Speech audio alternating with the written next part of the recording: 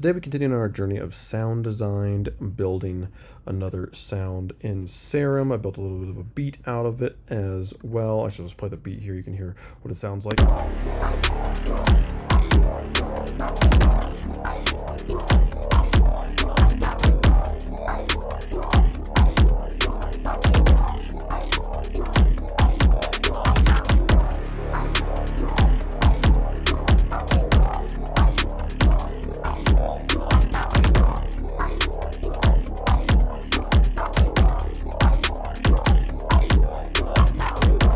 Pretty groovy, two different sounds we built here, and then some percussion we tweaked. The percussion, there's some cool things we're doing there, but still some things I want to get right. I want to kind of nail down. The bass sound here, I'm calling it the orc grumble. I don't know. It's this. A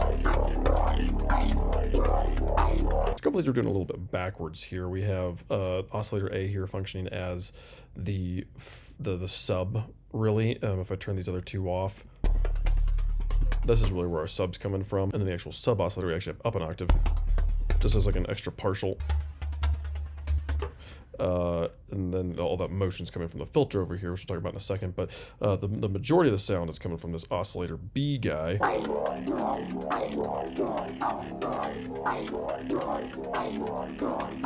I found these vowel oscillator wavetables, and they had some cool sounds. This native curse one was cool, so we automated it to move through the wavetable with this shape.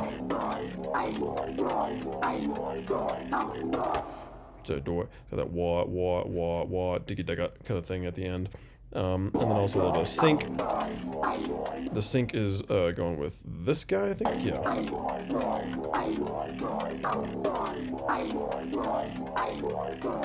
Two voices. You know, detune. This is supposed to be really color, so we didn't need this to be like super locked into place. The filter over here is doing a lot of work on the. Well, I guess it's actually not on this oscillator B yet. Oscillator A. We have some FM coming in from oscillator B. So you get a little bit of that shape just on that sine wave, kind of doubles down the effect. And then we also have on our filter, we have the all pass mode. It's being automated, it's jumping around with this stepper here. Is this one? Yeah, this one here, kind of the cutoff is moving around a lot. Have it panning around. And not the full mix. We wanted it to still let that bass, those bass frequencies through. The noise is doing a lot of fun things here. It's got the pan is moving around with this same stepper oscillator, but I copied this over here and then just used all those same values, kind of the peaks there, and pulled down all the rest of them to create this this little like quick attack envelope filter, and we put that on the levels over here, so it's moving around in the stereo space and also in volume, and all these things combine to give you a pretty cool groove there. There is 16th note emphasis on the noise generator. This guy's got two different, this native curse has two different kind of patterns going on with the wah digga digga, and then it has this 1 2 3 1 2 3 1 2 3 1 2 3 1 2 1 2. And so there's a lot of different kind of patterns going on there. So this is also doing that 1 2 3 1 2 3 pattern with the distortion amount set to Lin fold. But not a lot of other automation happening in this section. The only thing that's also being automated is an inverse envelope on the mix knob for the reverb. So it cuts out while the sound's playing, comes in, gives a tail. But there's no reverb. No reverb at all when it's just ringing out. But then we bounced it and put a shaper box in it.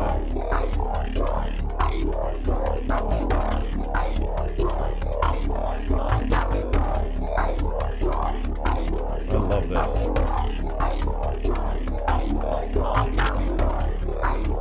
I love that.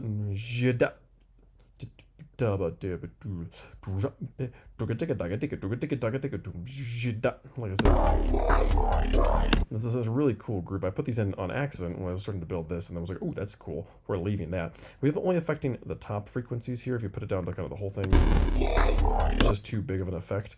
Up here, this was a 2.3, I believe. And then multi-banding with our filter, mainly that we're just on the lower frequencies. We're not really doing anything with the high frequencies here. On the low frequencies, we have it doing this tremolo effect.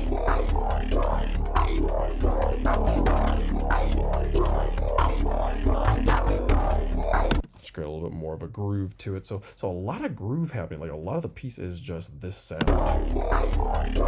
You got that the noise kind of almost creating that kind of hi-hat texture in there. And then we put these space horns I built as well. Super simple sound, one oscillator, 4 voices, detuned a bit. It's just a saw wave.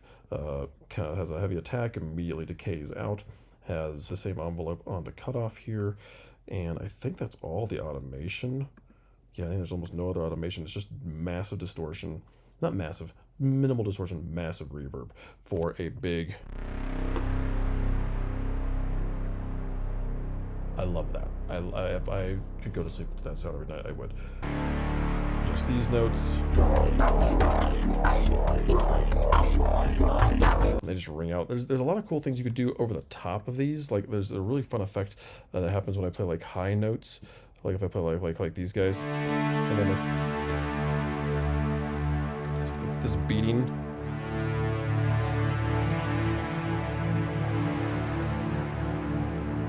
And if you go up an octave again.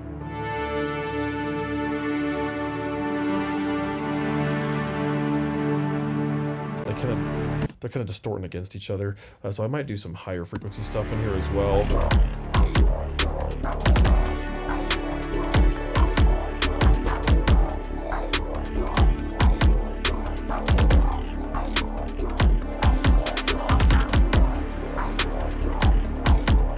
That's cool. The space horns are definitely not done. We'll see how they sit. The snare, nothing really complicated is happening here. This is just a normal snare. I did figure out the shortcut on how to adjust the gain of a sample. This is something I've watched people do in Ableton all the time. Where they'll just like grab a sample and just like adjust the gain of it. And I'm like, man, it'd be so nice instead of having to write an automation on top of this. And yeah, if you just grab the sound you want, grab this guy, go up to this region thing here, and then you can just grab gain and you can just turn this up and down. And I was like, oh, that's so nice. I'm totally going to start doing that on all the sounds I want to just be slightly louder instead of having to touch volume faders and stuff. But other than that, this is just a snare sample with the bass taken out of it. And then the kick drum is probably where all the rest of the fun's happening. This kick drum, without any effects, just in the sampler, sounds like this.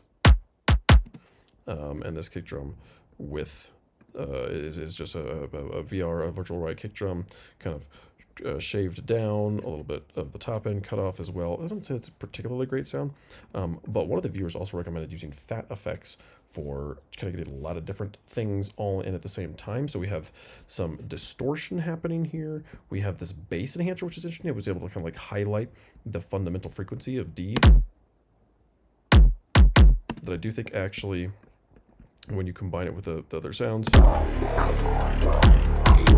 maybe it's a placebo, but I feel like I can hear it. I can like hitting the same frequencies. As I turned this knob, when I kind of got to that area, I was like, oh, that sounds so much better. So we left that there. And then some hard clipping on the out as well. So this is kind of a cool effect I'll continue to mess around with and probably pull up an oscilloscope at some point to double check that the hard clipping is really doing what I want it to do.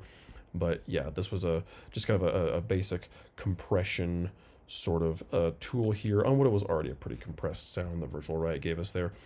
Some EQ that is actually not doing anything. I was just looking at it in that one. And then dimension expander is a thing that you wouldn't usually think you want to put on a kick drum because you want kick drums to be punchy, but I wanted kind of a big ensemble sound. So instead of it being like this, we'll go for this.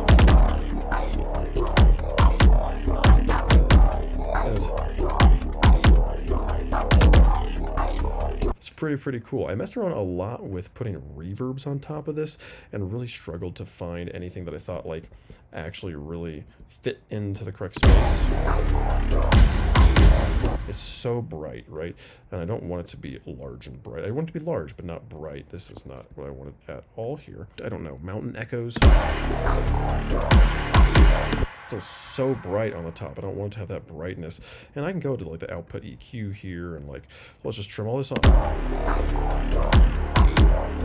That doesn't help at all. And even if you were to be a lot more harsh with it and turn this up to something like this, and like you can do that or something like that.